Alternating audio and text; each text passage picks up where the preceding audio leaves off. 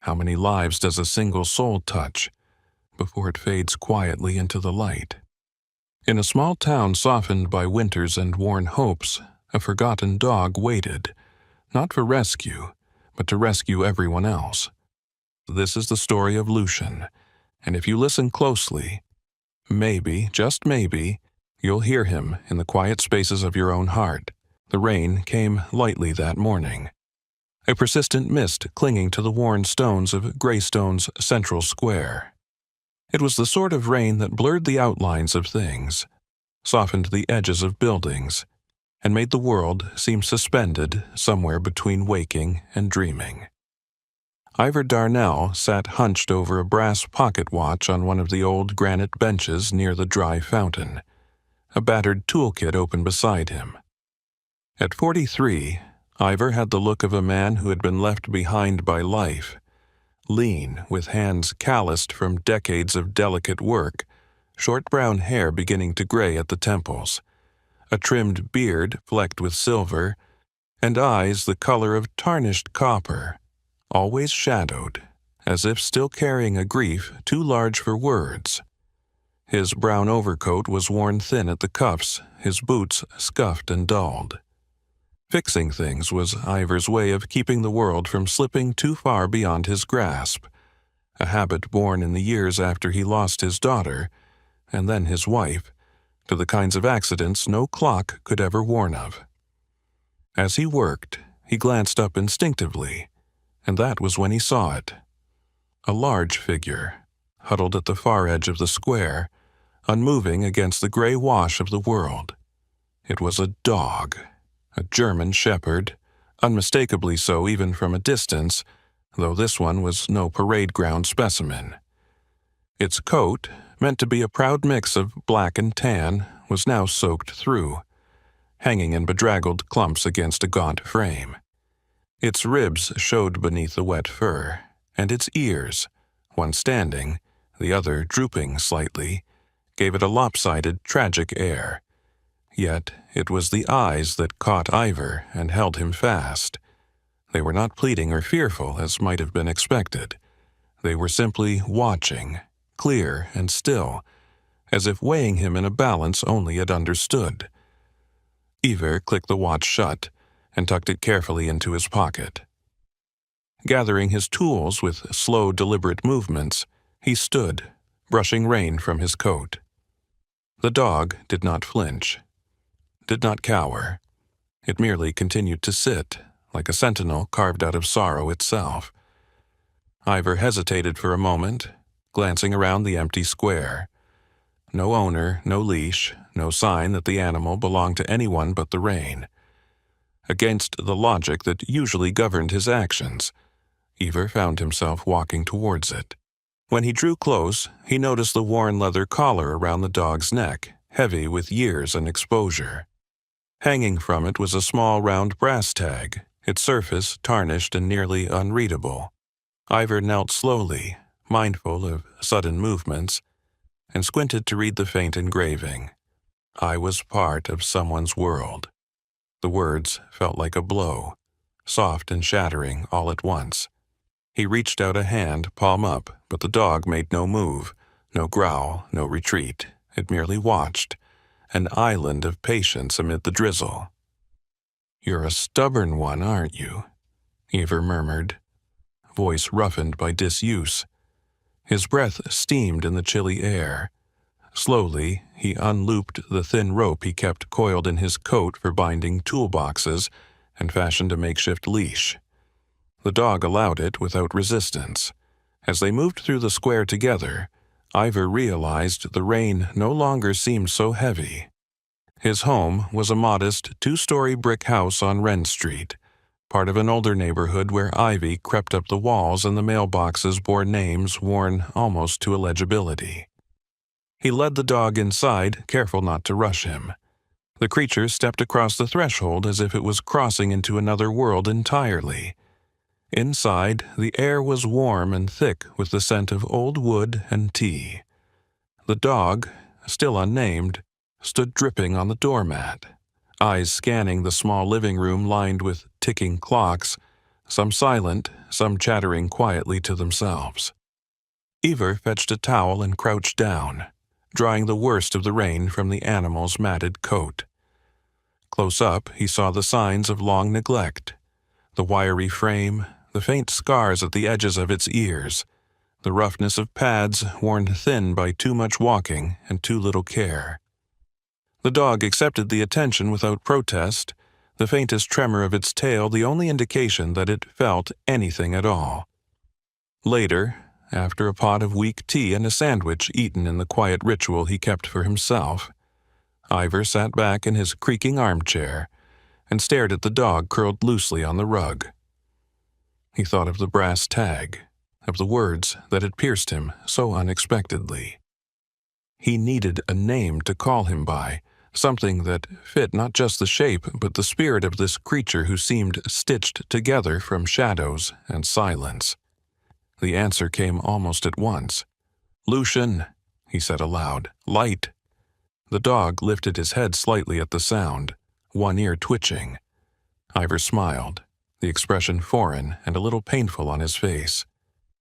Experimentally, he stood and crossed to the old phonograph in the corner, a relic from his wife's estate. After a moment's rummaging, he found a record, Debussy's Clair de Lune, and placed it gently onto the turntable. The music bloomed soft and low, rising like mist through the room. Lucian's ears perked. His tail, almost imperceptibly, thumped once against the floor. That single, almost accidental response was enough. Ivar pulled his chair closer to the rug, settled in, and let the music and the silence knit themselves into a kind of tentative peace. Across town, a different kind of quiet reigned. Clara Vogel stood at the window of her mother's small apartment, watching the rain paint streaks across the glass. Clara, 34, was a woman of small frame and tired grace, her dark blonde hair always twisted into a loose knot at the nape of her neck. Once a promising poet herself, she had returned to Greystone to care for Elsa Vogel, her once brilliant mother whose mind now floated unmoored in the fog of Alzheimer's.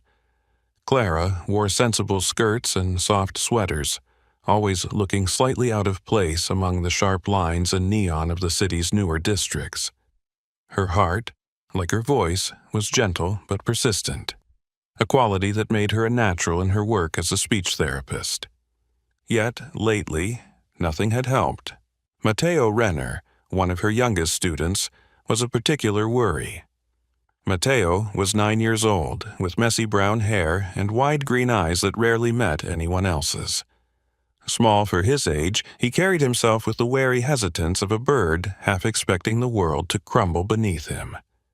Despite Clara's best efforts, Matteo refused to speak during therapy sessions, his voice locked away behind walls of fear and silence. That evening, as she prepared lesson plans she feared would be futile, Clara caught herself wishing for a miracle, something, anything, that could breach the distance growing between her and the children she so desperately wanted to help. Unaware of the quiet, aching hope that had stirred elsewhere in the city, Ivar poured a second cup of tea, glanced at Lucian, and thought maybe, just maybe, some things broken beyond repair could still find their way back to the light. And for the first time in what felt like years, he left the living room light on when he went to bed. The morning light slipped through the cracks of the curtains in Ivar Darnell's living room, casting thin golden ribbons across the worn rug where Lucian lay curled, breathing in slow, steady rhythm. Ivar sipped his tea in silence, the familiarity of this new presence in his home unsettling in a way he couldn't quite define. After a while, he reached for the collar still hanging loosely around Lucian's neck. It was an old thing, battered by years of weather and indifference, the brass tag dulled to a shade barely distinguishable from the leather. Curious, Ivar fetched his magnifying glass from the side table, a heavy, brass-framed relic he had used countless times for fine watch repair, and brought it to the tag. Under careful examination, faint impressions emerged on the back, almost erased by time and wear. Squinting harder, he could just make out part of an address: 36L, Lane, Greystone. The rest was scratched beyond recognition. For a long moment he sat staring at it, the possibilities opening in his mind like a slowly unfurling map.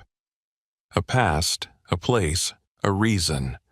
Lucian, sensing the shift in mood, raised his head slightly, ears twitching. Ivor offered a small smile. "Looks like you came from somewhere, old boy," he murmured, tucking the tag carefully back into place. Later that day, the rain had slowed to a mist, and the streets glistened under the half-hearted sun when Ivor decided to take Lucian for his first real walk beyond the back garden. The city stretched around them, a patchwork of old-world charm and creeping modernity. Lucian walked at a measured pace beside him, leash slack, head low but alert. As they passed storefronts and cafes with steamed-up windows, Lucian remained largely indifferent until they reached the corner of Rennes and Laurier. There, set back from the street, was a boarded-up shop front, its once vibrant paint peeled into scabs by years of neglect. Above the door, faded lettering still clung stubbornly to the weathered wood: Greystone Book Nook. It must have been a bookstore, long abandoned now, its windows dusty and opaque. Without warning, Lucian stopped. Not a simple pause to sniff or inspect as most dogs would do, but a complete, resolute halt. His body tensed subtly, not in fear, but in something deeper, something like recognition. He sat down right there on the cracked sidewalk, eyes locked on the empty doorway as if waiting for someone to come through it. Ivor tugged gently on the leash. "Come on, Lucian." But the dog didn't budge. His gaze remained fixed, his breathing even. It took several minutes of quiet patience before Lucian finally stood, casting one last lingering look at the building before following Ivor back toward home. That night, as the clocks ticked like 100 tiny hearts around him, Ivor pulled out a worn leather journal and made a note. Lucian recognized something at the old bookstore on Laurier. Sat down. Waited, as if he remembered. It felt strange, recording the actions of a dog with such gravity, but there was something about Lucian that demanded to be noticed, to be understood. Across the city, in a smaller, quieter apartment, Clara Vogel was adjusting to her own difficult rhythms. She sat at the kitchen table, long legs folded neatly under the chair, her slender fingers tracing the rim of a chipped tea mug. Her pale blue sweater, knitted by her mother years ago, hung a little loose on her frame, a testament to stress she hadn't admitted aloud. Elsa Vogel, her mother, sat in the adjoining living room, staring at a point somewhere beyond the television, which played a muted rerun of an old travel documentary. Elsa had once been a luminous presence, tall, elegant, with hair the color of honey and a voice that could shape language into silk. Now, at 70, her silver hair was cropped short for practicality, her green eyes often clouded with confusion. Some days she was sharp enough to recite entire poems from memory. Others she mistook Clara for a nurse. Today had been a good day. Elsa had spoken of a dog she once knew, a German shepherd with intelligent eyes and a habit of resting its head on her writing desk as she worked. "Like a living muse," Elsa had said, smiling faintly before drifting back into silence. Clara had seized on that memory, tucking it carefully away. At Greystone Elementary, another quiet battle was being waged. Matteo Renner, a boy of slight build and perpetually rumpled hair, sat cross-legged on the floor of the school library, arms tightly wrapped around his knees. His counselor, Mrs. Lorna Peake, a patient woman with salt and pepper curls and an endless collection of cheerful scarves, watched him from a respectful distance. She had suggested Matteo attend the newly launched Read to a Dog session, where therapy animals helped anxious children practice speaking without fear of correction. Today was the first trial. Clara stood by the library door, arms crossed lightly, her heart a knot of hope and doubt. She had heard about the dog they had brought in, a recent addition, a German shepherd named Lucian, who supposedly had the rare gift of simply listening without expectation. Lucien entered alongside Ivor, who had agreed reluctantly, not certain how his quiet companion would handle such an environment. Lucian moved with that same deliberate grace. His fur newly brushed through the scars along his side remained faintly visible beneath the soft tan and black coat. His cloudy right eye and vivid left one gave him a mythic look, like a creature that had seen too much and forgiven most of it. Without prompting, Lucian walked to the center of the reading circle and lay down, his large frame sinking into the threadbare carpet with a sigh. Matteo's green eyes widened. Cautiously, clutching a battered copy of The Wind in the Willows, he crawled closer until he was within reach of Lucian's steady, rhythmic breathing. No one spoke. No one told Matteo what to do. He looked around once, nervously, then opened the book. His voice, when it came, was a whisper, a breath across a page. Mole had been working very hard all the morning. Lucian lifted his head slightly, ears twitching toward the sound. Matteo smiled, a real, unguarded smile, and continued, growing a little louder with each line. Clara felt something catch in her throat. Beside her, Mrs. Peake dabbed at her eyes with a corner of her scarf.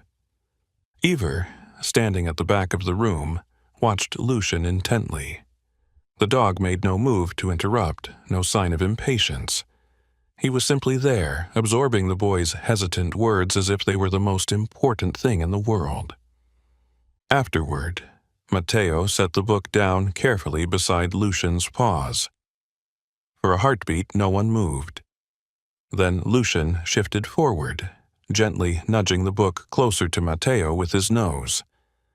The boy laughed, a quick, bright sound that seemed to ring against the dusty shelves like the clearest bell. That night, back at home, Ivor jotted another note in his journal. Lucian listens. Really listens. And sometimes, that's all someone needs to find their voice again.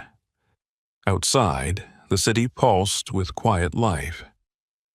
Tomorrow would bring more questions, more small, uncertain miracles. But for tonight, the world had tilted just slightly closer to the light, and somewhere deep in his chest, Ivor Darnell felt something begin to thaw.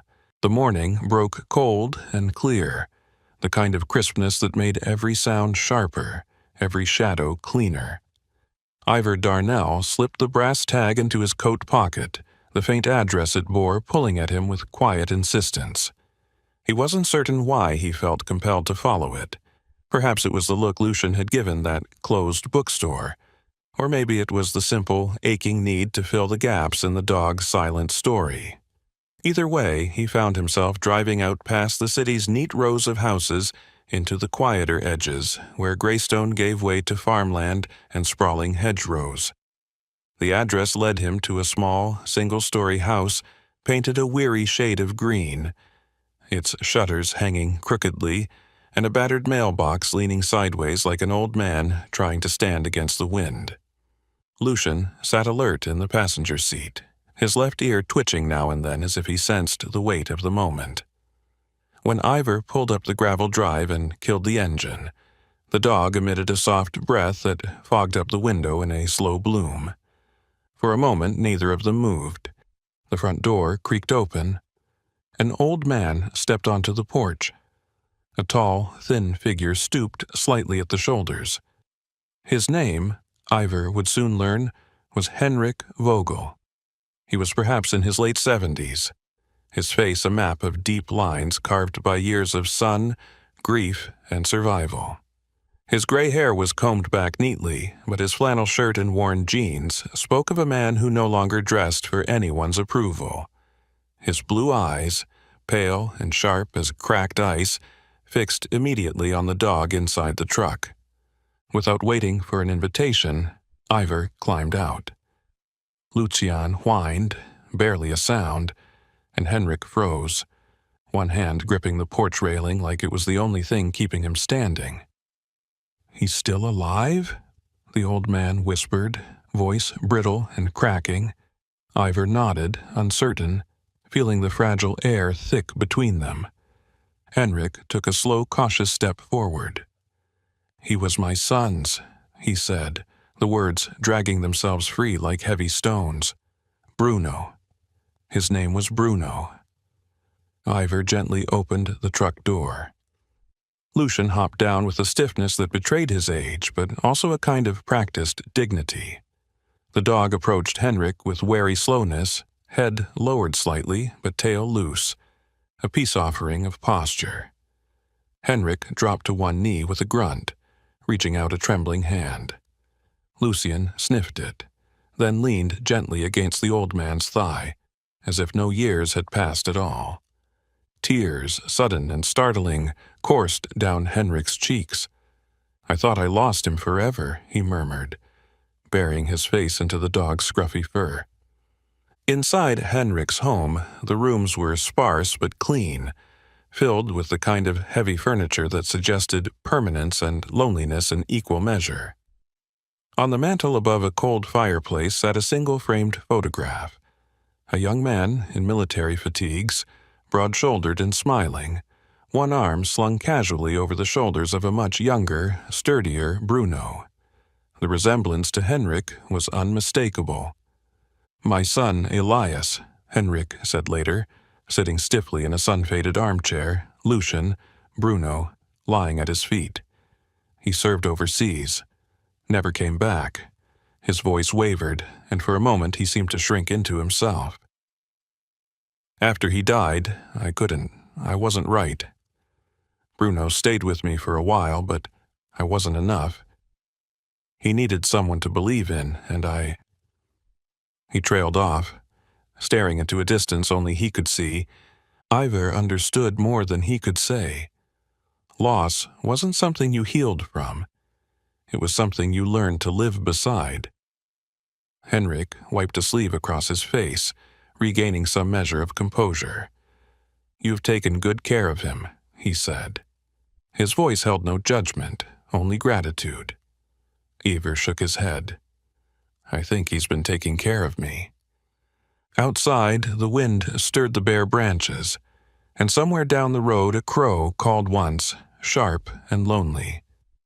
Meanwhile, back in the city, Matteo Renner sat cross-legged on his bedroom floor. His tongue poked slightly between his teeth as he concentrated. In his small, cluttered room, decorated with posters of dinosaurs and spaceships, he wrote carefully in blocky, uncertain handwriting on a piece of lined paper. "Dear Lucian," it began, "you are a good listener. Thank you for letting me read. I hope you come back. Love, Matteo." He drew a smiling dog in the corner, its tail wagging furiously. Matteo's mother, Mrs. Renner, a sturdy woman with tired brown eyes and a permanent smudge of flour on her apron, peeked through the doorway. She had not seen her son willingly write anything in nearly a year. She pressed her hand to her mouth, overcome. Elsewhere, Clara Vogel sat in the sunlit nook of a cafe downtown. A leather-bound notebook open before her, pen poised thoughtfully above the paper. Her blonde hair, braided loosely over one shoulder, caught the late afternoon light and gave her an almost ethereal look. Today had been one of Elsa's clearer days, and it had stirred something in Clara, a need to capture the fragility of that fleeting clarity. In looping script, she began to write a poem titled "The Silent Friend." In the room where words slip away, a quiet heart stays, anchored in fur and breath and steady eyes. When she finished, she carefully tore the page from the notebook, folded it once, and placed it into an envelope addressed simply to Mr. Darnell, Wren Street.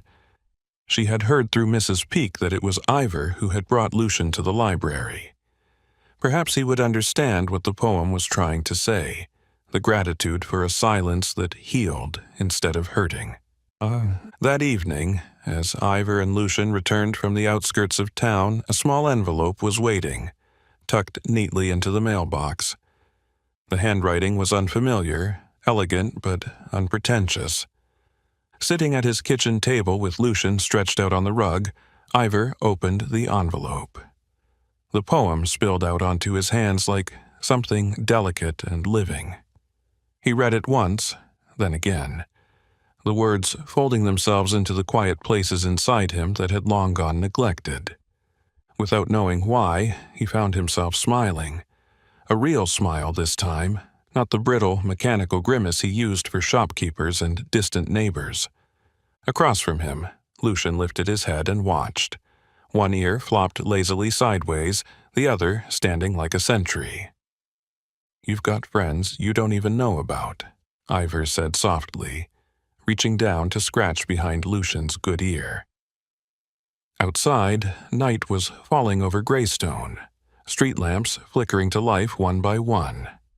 Somewhere far off, Matteo folded his letter to Lucian and tucked it into his school bag, a plan forming in his young mind. Clara sat by Elsa's bedside, reading the poem aloud while her mother dozed, smiling faintly even in sleep. And in a small crooked green house on the edge of the city, Henrik Vogel sat alone by the fire, one hand resting on a photograph, the other pressed gently against the memory of a dog's fur still lingering on his palm. In ways too small to measure and too vast to name, the world had shifted, just a little closer to something like grace. The flyer had been pinned to the bulletin board inside Greystone's public library, wedged between notices for knitting circles and missing cats. Yver Darnell noticed it while waiting for Matteo's weekly reading session to end. He read it twice before folding it neatly into his coat pocket.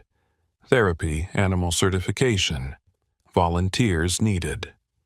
The words rang in his mind long after he and Lucian had left the library and wandered home along the narrow, leaf-strewn sidewalks. Sitting at the kitchen table later that night, a mug of cooling coffee in hand, Yver watched Lucian snooze on the rug, paws twitching now and then as if chasing dreams only he could see. It was strange, thinking of Lucian as anything other than a quiet companion, a silent shadow stitched to his days. Yet he remembered the way Matteo had read to him, the way Elsa Vogel had smiled for the first time in days when Lucian laid his head in her lap. Perhaps Lucian was already doing the work. Perhaps he had always been doing it. With a decisive movement, Ivor reached for the old rotary phone in the hall and dialed the number listed on the flyer. A crisp voice answered on the third ring. A woman named Marianne Holst, the program coordinator. She sounded efficient, the kind of person who owned a sensible haircut and an even more sensible collection of clipboards. She explained that the certification event was informal, mostly an observation of behavior in various situations, around wheelchairs, loud noises, unpredictable movements. Therapy animals needed to be calm, steady, unshakable. Ivor glanced at Lucian, who snored softly, utterly unconcerned by the world's noise. "We'll be there," he said. The following Saturday, under a sky of pale winter blue, they arrived at Greystone's community center, a low, sprawling building with ivy creeping up one side and a playground around back, where children's laughter floated on the air like dandelion seeds. Inside, folding chairs had been arranged in a loose circle. A table in the corner offered coffee, juice boxes, and a plate of earnest but unremarkable oatmeal cookies. Marianne Holst greeted them at the door. She was exactly as Ivor had imagined, a tall, broad-shouldered woman in her early 60s, with iron-gray hair cut into a no-nonsense bob and sharp brown eyes that missed nothing. She wore sturdy boots, jeans, and a navy fleece embroidered with the therapy program's logo, a heart cradling a paw print. "This must be Lucian," she said, crouching to eye level with the dog. Lucian regarded her with his usual calm, sniffed her offered hand once, then sat neatly at Ivor's side. Marianne smiled. "Good start," she murmured, ticking something off on a clipboard. They moved through the stations one by one. A volunteer clattered a metal walker across the floor. Lucian's only reaction was a brief flick of his tail. A wheelchair approached quickly, almost brushing his side. Lucian shifted politely, but made no protest. At the sound of a dropped tray, a deliberate crash meant to simulate real-world unpredictability, Lucian's only acknowledgement was a slow blink. Ivor watched it all with a mixture of pride and awe. Lucian didn't need commands. He didn't sit or stay because he was told. He simply was, a stillness at the center of every storm. The final test involved interacting with a group of elderly volunteers posing as nursing home residents. Lucien approached each one with the same quiet gravity, accepting pats and gentle scratches with humble grace. When one frail woman in a lavender cardigan, her hands gnarled like winter branches, dropped her hand limply to the side, Lucian pressed his head into her palm without prompting. Her face lit up, and a breathless laugh escaped her lips. Marianne watched from the sidelines, arms crossed, nodding slowly. "He's a natural," she said aloud, though mostly to herself. That afternoon, they were officially certified. Ivor received a paper certificate embossed with gold lettering, and Lucian was fitted with a soft blue vest bearing the simple words, "Therapy Animal, Greystone Community Program." Their first assignment came sooner than expected. The very next Wednesday, they were invited to the Willowcroft Senior Living Center, a place where silence often hung heavy between the walls, punctuated only by the slow drip of time. Elsa Vogel, fragile and lovely as pressed flowers, was among the residents gathered in the sunroom when Lucian made his first visit. Her pale blue eyes, often clouded with forgetfulness, sharpened the moment she saw him. Clara, standing nearby with a stack of poetry books clutched to her chest, smiled when she saw her mother's gaze soften. Lucian moved slowly among the residents, offering his quiet comfort. When he reached Elsa, he simply sat and stared into her face, waiting. No commands, no tricks, only presence.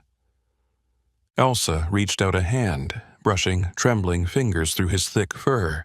Her voice, when it came, was a whisper, barely louder than breath. This one is like sunlight you can touch." Clara felt her heart crack open and rebuild itself in the space of a single heartbeat. Elsewhere in the center, tucked into a side lounge usually reserved for art classes, Matteo Renner unfolded a new page of his reading journal. He had taken to writing weekly letters to Lucian, now encouraged by Mrs. Peake to bring them to each session. Today's letter read, "Dear Lucian, you make the scary words smaller." "Thank you." Lucian, wearing his new vest like a quiet badge of honor, sat beside Matteo as the boy read aloud, voice still shaking sometimes but growing stronger with every page. After the reading, Mrs. Peake, a woman who favored oversized jewelry and floral scarves, knelt beside Matteo and Lucian. "You're doing really well, Matteo," she said warmly. "Do you know why?" Matteo thought about it for a moment, then answered, serious as a judge. "Because he listens with his whole heart." Later that week, Clara invited Ivor and Lucian to join her creative writing class, a small group of residents and visiting family members who met every Thursday afternoon in a room overlooking the center's modest garden.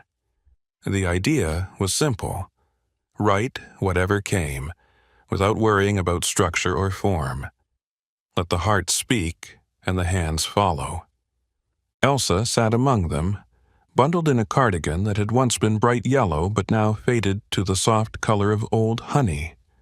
In front of her was a clean sheet of paper, a pen, and Lucian lying peacefully at her feet. For a long time, she didn't move. The pen lay untouched. Then, without ceremony, she picked it up and scrawled a single line in uneven, looping script. Sometimes you don't have to remember, you only have to look. Ivor, sitting quietly in the corner with Lucian, felt his throat tighten. Clara caught his eye across the room, and for the first time since they met, something unspoken and tender passed between them, a recognition of quiet battles fought and won with no fanfare at all. That night, as Ivor sat by his kitchen window, watching the last scraps of sunset fade into indigo, he opened the notebook where he had started recording Lucian's journey. He added a new entry: certification achieved, mission ongoing.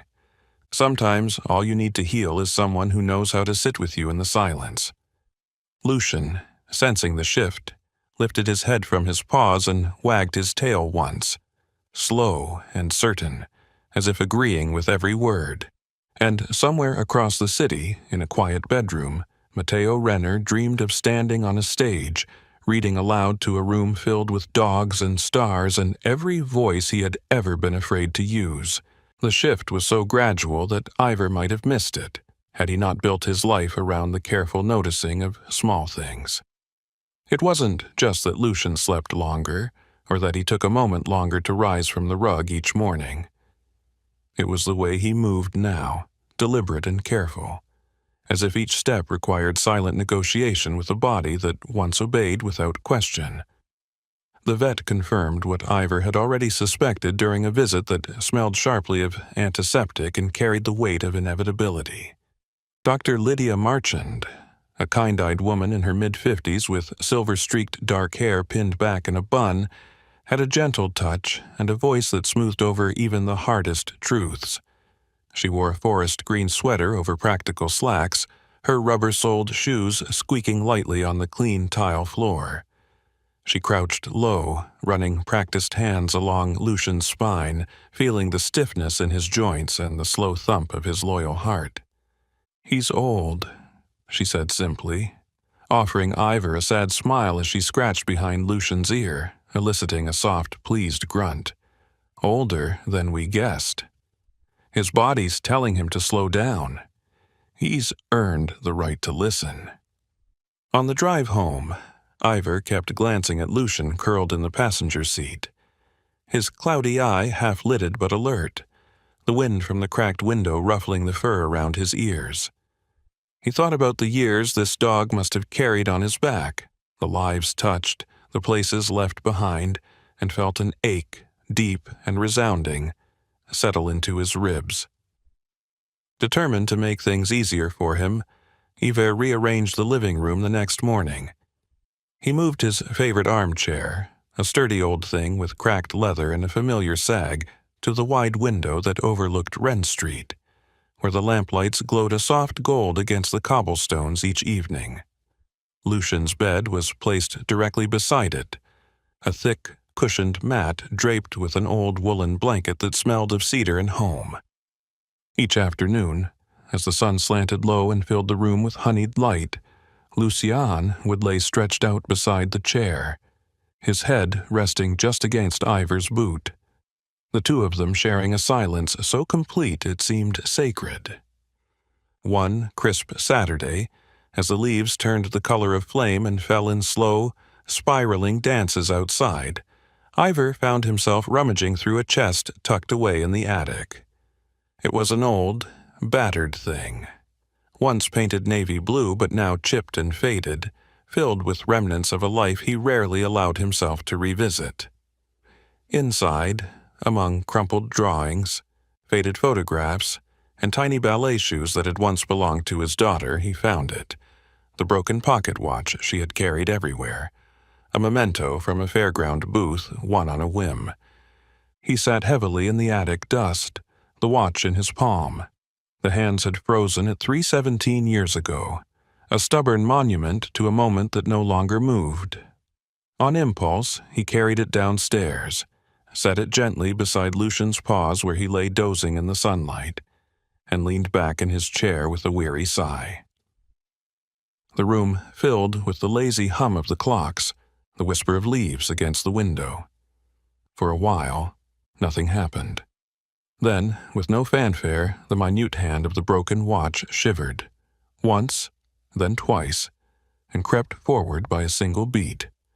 Ivor blinked, not daring to trust his eyes. Lucian remained still, breathing slow and steady, a patch of golden light warming the graying fur on his side. Ivor smiled then, not because he understood the moment, but because he didn't need to. Some things were beyond explanation. Some things were simply meant to be witnessed. The days that followed wove themselves into a quiet, luminous rhythm. One afternoon, Clara Vogel arrived at Ivor's door with Elsa in tow, bundled in a lavender shawl and holding something carefully in both hands. Elsa, though increasingly frail, had a proud elegance about her, like a ship still cutting through fog even after most of its sails had fallen. Her silver hair was brushed neatly back, and her sea-green eyes, often distant, shone with clear purpose today. She handed the bundle to Ivor, an intricately knitted scarf, the yarn a deep, rich indigo. "For Lucian," Elsa said, her voice thin but certain, "to keep him warm in the places he goes when dreams call him." Ivor knelt beside Lucian, wrapping the scarf gently around his neck. The dog blinked slowly, accepting the gift with the dignified patience he offered to all things. Clara watched with a small warm smile, her hands folded loosely at her waist. Later that week, Matteo Renner, his cheeks flushed with excitement, burst into the library carrying a construction paper card bigger than his backpack. His mother, Mrs. Renner, trailed behind him, balancing a lopsided chocolate cake that smelled divinely of vanilla and hope. Inside the card, written in careful crayon letters, were the words, "Happy birthday, Lucian. Thank you for being my brave friend." Below was a drawing of Lucian with a cape fluttering heroically behind him, standing on a hill of smiling books. Matteo handed the card to Lucian himself, kneeling so that they were eye level, and whispered, "You're my best secret." Lucian gave one solemn thump of his tail against the floor, and Matteo beamed as if the world had just been made anew. Not long after, Clara extended an invitation to Ivor for a special event, a poetry and art exhibit at the library, organized by her creative writing group and the art students from the local college. The theme was simple but powerful. What I couldn't say, Lucian said for me. On the evening of the exhibit, the library's normally muted halls glowed with soft light. Along the walls hung sketches of Lucian, painted in pastels and charcoal. Some captured him sleeping by the window, others depicted him listening intently as children read aloud. Interspersed among the images were handwritten poems on cream-colored paper, fluttering slightly each time someone passed. Ivor walked slowly among the displays, hands buried deep in the pockets of his worn coat. He recognized Matteo's neat handwriting on a poem titled "The Dog Who Held My Words." He stopped longest in front of one signed simply E.V., Elsa Vogel. Her poem read, "In the quiet, where fear used to grow, I found a lighthouse wrapped in fur and breath, and all my forgotten songs." By the time he reached the center of the exhibit, where a large canvas stood filled with signatures and paw prints dipped in safe, washable ink, Lucian was lying at the base, his head resting on Elsa's foot while she dozed lightly in a chair. Clara approached Ivor with 2 cups of cider, her smile shy but warm. She wore a deep green dress that matched her eyes, her hair loose for once, tumbling in soft waves around her shoulders. She handed him a cup and stood beside him, watching the scene unfold. "You know," she said after a long silence, "sometimes we think we're saving them, but they're saving us, every day."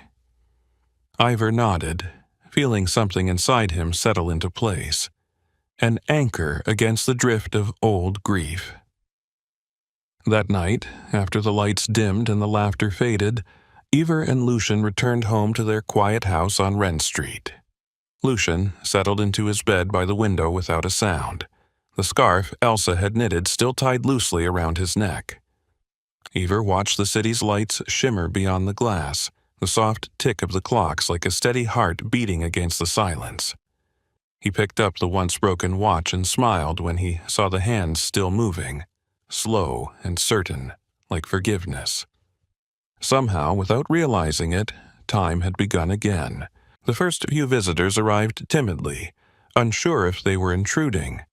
At first, it was just Mrs. Delaney from 2 streets over, a petite woman with a cloud of white hair and an eternal smell of cinnamon about her. She carried a basket of scones wrapped in a red-checked cloth, and after standing uncertainly on the porch for a full minute, she finally knocked. When Ivor opened the door, Lucian padded to his side without a sound. Mrs. Delaney's weathered face lit up, the corners of her eyes crinkling. She knelt, ignoring the creak of her knees, and laid her hands gently on Lucian's broad shoulders. The dog leaned into her touch with the same slow, unassuming grace he offered to everyone. "My daughter," Mrs. Delaney said softly, almost to herself. "Hasn't slept through the night since the accident. But after she visited you two at the library and petted this good boy here, she slept like she did when she was little." She left the basket on the porch table with a handwritten note tucked under the cloth. "For the one who brings dreams back." Word spread in ways neither Ivor nor Lucian fully understood. It wasn't the newspapers or radio shows, though eventually those would come. It was whispers in grocery store aisles, murmured conversations in the pews of old stone churches, and the slow, steady power of stories passed from hand to hand like river stones. Soon, the porch of Ivor's home on Wren Street became a kind of quiet pilgrimage site. Strangers came carrying paper cups of coffee, homemade bread, knitted scarves, and shy smiles. Some stayed only minutes, some lingered, but all of them found their way to Lucian, kneeling, crouching, or simply sitting cross-legged on the porch floor to run their fingers through his thick fur. Lucian accepted it all, his body still and welcoming, his cloudy right eye half-closed in patient blessing. If the crowds grew too large or the day wore too long, he would simply retreat to the patch of shade beneath the hydrangea bush, and everyone, without needing to be told, would sit a little farther back, whisper a little softer. Across town, inside the modest classroom where hope fought its quiet battles every day, Matteo Renner stood before his classmates. His small hands clutched the edges of a laminated poem titled "The Dog Who Listens." The other students, a squirming, lively mass of 9-year-olds, sat cross-legged on the reading rug. Mrs. Peake perched nearby, her floral scarf slipping from one shoulder as she leaned forward, not daring to interrupt. Matteo's voice trembled at first, a thin thread barely strong enough to carry the words. But Lucian's memory was there too, invisible but solid as stone, and slowly Matteo found his strength. One sentence, then another. 5 complete sentences in all. Each one a quiet victory shouted in the beating hearts of everyone who listened. When he finished, the room erupted in soft, careful applause, the kind meant for fledgling things finding their wings. Mrs. Peake brushed a tear from her cheek and whispered, "He did it, Lucian. He did it." At Willowcroft Senior Center, Elsa Vogel sat near the window, her body a fragile silhouette wrapped in the gentle hues of afternoon light. Her mind, however, had slipped deeper into the misty waters of forgetfulness. Some days she recognized no one. Some days even her own name felt like a distant bell.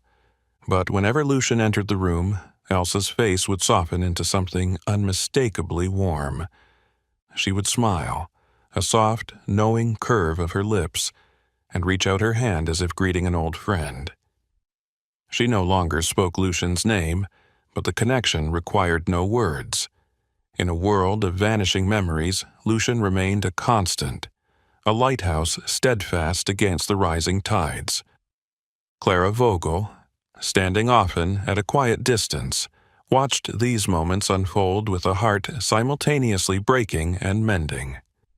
She saw the way her mother's hand found Lucian without hesitation, the way her shoulders, usually tense and curled inward, would relax just slightly, as if shedding invisible weight. One evening, after a session at the library where children had read aloud and drawn pictures of Lucian wearing superhero capes and golden crowns, Clara found herself sitting beside Ivor on the worn wooden steps of his porch. The night air was cool, carrying the faint scent of rain and fallen leaves. Ivor, in his usual brown coat, looked older in the half-light, the deep lines at the corners of his mouth softer, the burden in his eyes a little lighter. Lucian lay at their feet, head resting on his paws, his breathing slow and even. For a while, they said nothing. The comfort of shared silence was a language all its own. Finally, Clara spoke, her voice low and thoughtful. People think we need grand gestures to heal, big miracles, loud changes. But sometimes, she trailed off, reaching down to stroke Lucian's side. Ivor tilted his head slightly, inviting her to finish. Sometimes, Clara said, smiling gently, all it takes is a dog who listens, one who simply stays. Ivor chuckled under his breath, a sound rare and easy. You're not wrong, he said. I used to think, maybe people, needed fixing. And now? Clara asked, turning her face toward him. Ivor looked down at Lucian, whose tail gave a small sleepy thump against the porch floor. Now, I think, he said slowly, people need each other, sure. But sometimes to start, just sometimes, a dog is enough. Clara laughed softly, a sound that felt like spring breaking through winter. She bumped her shoulder lightly against his, and he, surprised, allowed himself to lean back into the touch. Above them, the stars blinked into existence one by one, patient and steady, the sky stretching wide and endless over Greystone. Inside the house, sitting on the windowsill beside the ticking clocks, lay a basket brimming with notes and letters from strangers. Words of gratitude, hope, remembrance, all written because one dog had decided to sit quietly beside them. Lucian stirred once, opened his good eye, and then settled again, content in the knowledge that the work of healing, like the best kinds of magic, needed no fireworks. Just presence, just patience, and maybe, just maybe, a little bit of love, too. It happened on a morning touched by silver mist, when the world outside the windows of Wren Street was muffled and slow, as if the city itself had paused to listen. Ivor Darnell awoke with a start, sensing rather than hearing the silence that had settled differently over his home. He swung his legs over the side of the bed and moved carefully, muscles stiff with age and worry. In the living room, the familiar scene waited. The armchair angled toward the wide window, the rug worn soft by years of patient pause, the morning light just beginning to stretch its fingers across the floor. And there, nestled by the chair where he always belonged, was Lucian. The old dog lay curled, the indigo scarf Elsa had knitted still looped loosely around his neck. His body was utterly still, save for the faintest lift and fall of his chest. One breath, another, and then none. His head rested against Ivor's boot, as it had so many times before, his cloudy eye closed, his good eye half shuttered in a final, peaceful doze. Ivor knelt down slowly, resting his calloused hand against Lucian's side. There was no warmth now, but there was no fear either, only a profound stillness, so deep and vast it seemed to hum in the air. He stayed there for a long time, hand pressed gently against Lucian's ribs, feeling not sorrow at first but a great aching gratitude.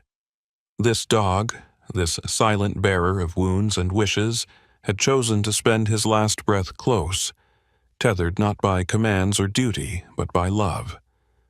When at last he rose, it was without rush or panic. The day had its own sacred slowness. Iver fetched the soft woolen blanket from the couch, the one that had always carried Lucian's scent, and wrapped him carefully, reverently, as one might cradle a sleeping child. In the backyard, beyond the vegetable garden, now sleeping under autumn's breath, stood the ginkgo tree.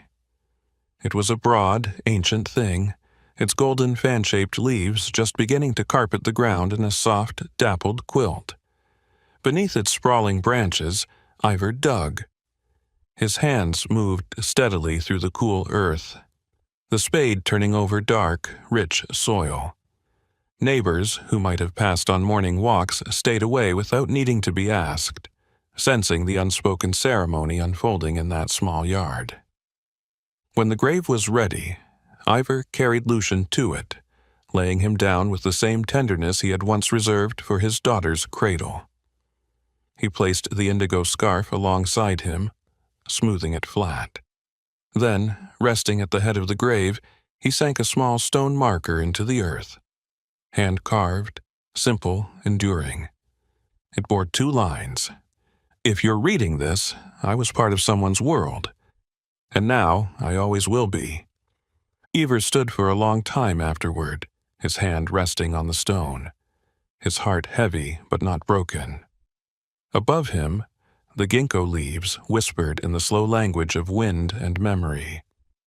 In another corner of Greystone, Matteo Renner prepared for school with a quiet solemnity.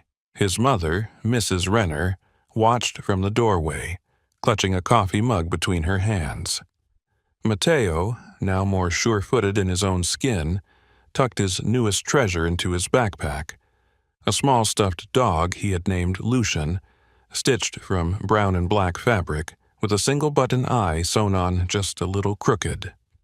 At school, when Mrs. Peake called for the morning sharing circle, Matteo stood up with his stuffed Lucian clutched to his chest.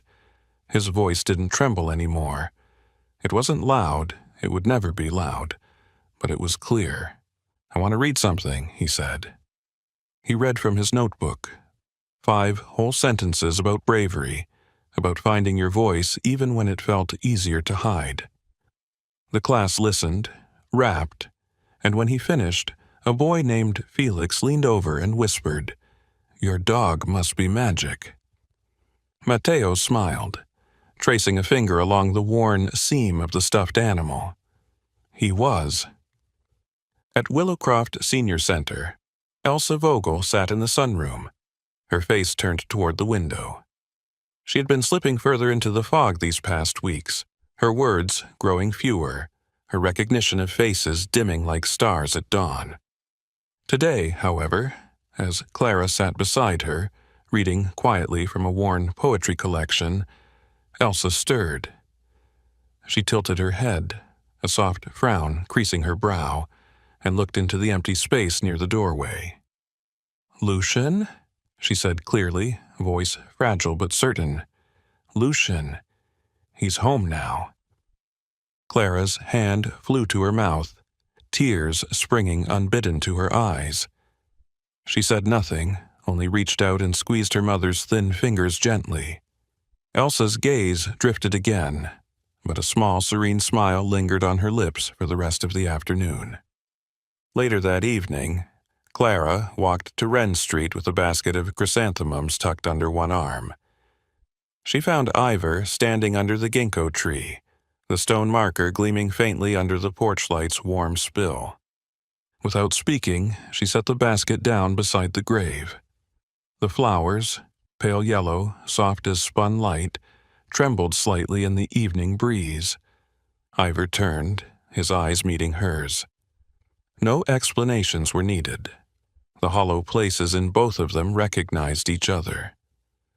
Clara reached out first, her hand sliding into his with the ease of something long awaited. Ivor's fingers closed around hers, strong and trembling all at once. They stood together beneath the spreading ginkgo, the golden leaves drifting around them like blessings. Above, the stars blinked awake one by one, ancient witnesses to the quiet promises made that night. Lucian's presence remained, not in echoes or memories alone, but woven into the very fabric of their days, the way a song can linger in the bones long after its final note. And somewhere, in a small school library, in a sunlit senior home, in a boy's trembling hands and an old woman's soft smile, Lucien continued walking beside those he had once loved. Because once love is given, once truly seen, it never leaves. It simply finds new ways to stay. The first true snow of the season came in thick, lazy flakes, blanketing Greystone in a hush even deeper than Lucian's absence.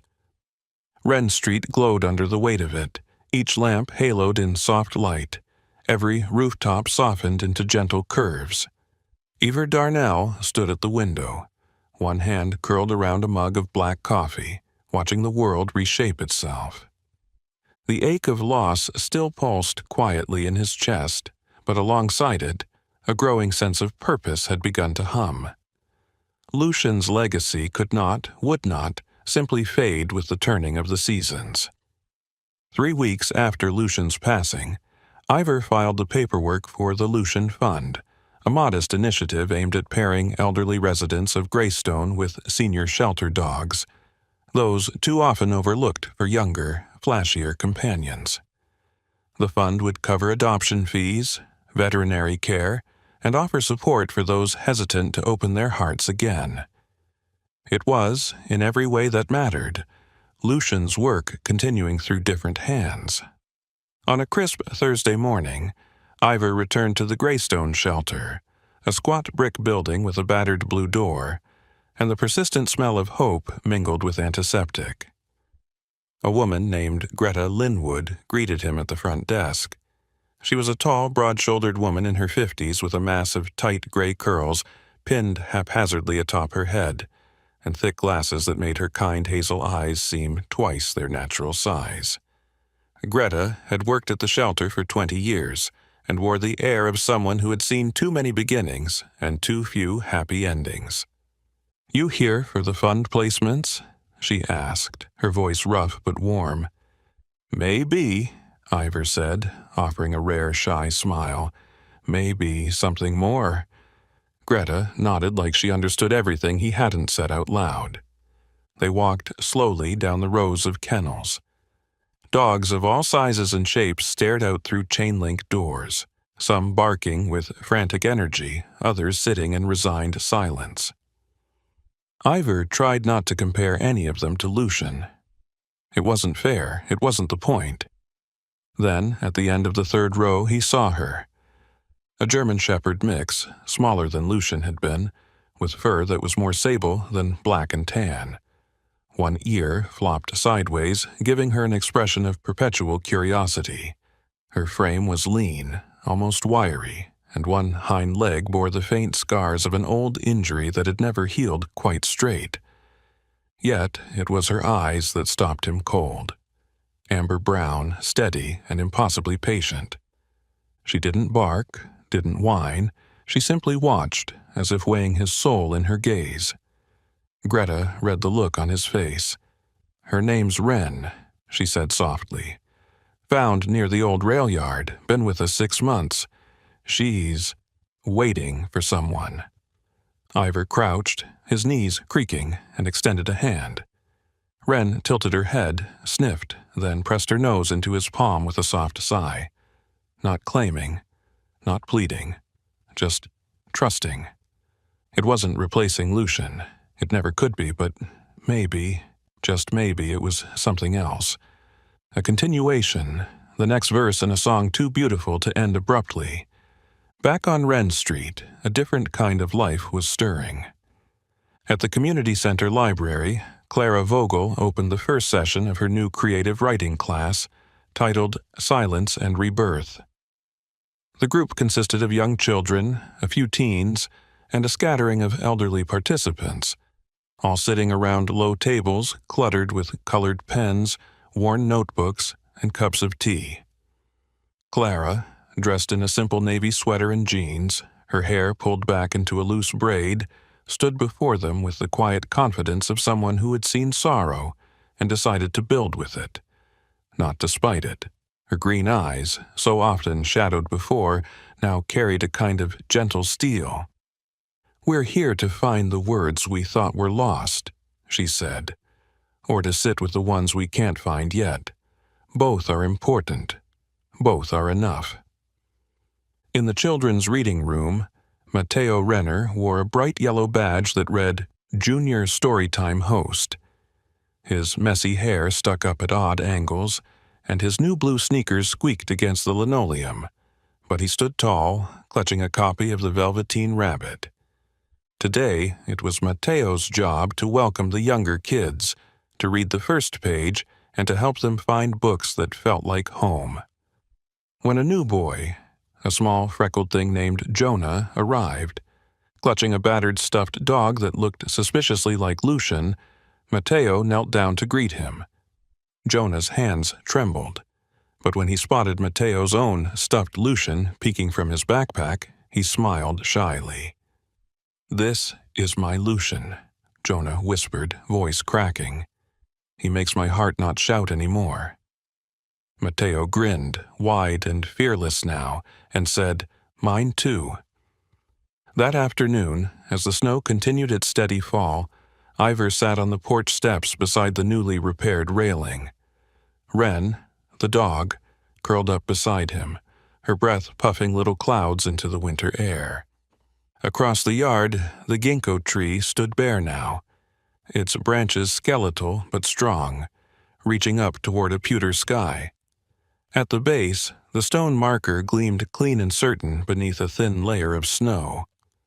Ivor traced the words with a gloved hand, whispering them aloud.